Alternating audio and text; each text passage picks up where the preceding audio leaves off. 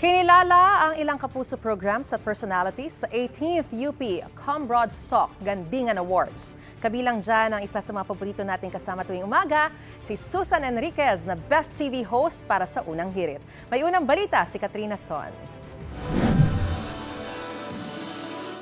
Muling dumagundong ang Gandingan sa UP Los Baños. Binigyang parangal ang ilang personalidad at programa ng GMA Network sa 18th UP Combroad Gandingan Awards na may temang agrikultura, mga kwento ng hamon at pag-asa.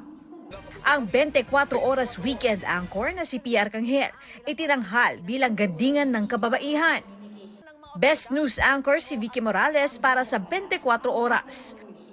Most development-oriented feature story ang Peste sa Taniman na report ni Sandra Aguinaldo na bahagi ng 24 Oras Climate Change Series.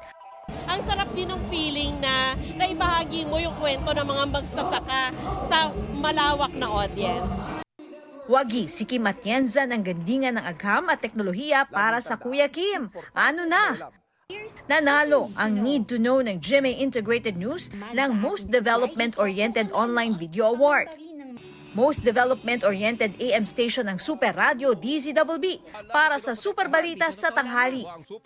Binigyan ng special citation ang GMA Integrated News para sa Most Development-Oriented Photograph o Photo Story. Special citation para sa Most Development-Oriented Online News ang natanggap ng GMA Regional TV Balitang Bisdak. Best TV Program Host naman si Susan Enriquez para sa unang hirit. At ito po nagsisilbing inspirasyon sa amin para lalo pa namin pagbutihin ang mga nilalaman ng aming mga istorya.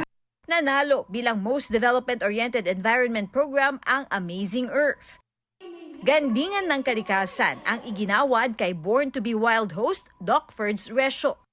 Most Development-Oriented Children's Program ang AHA.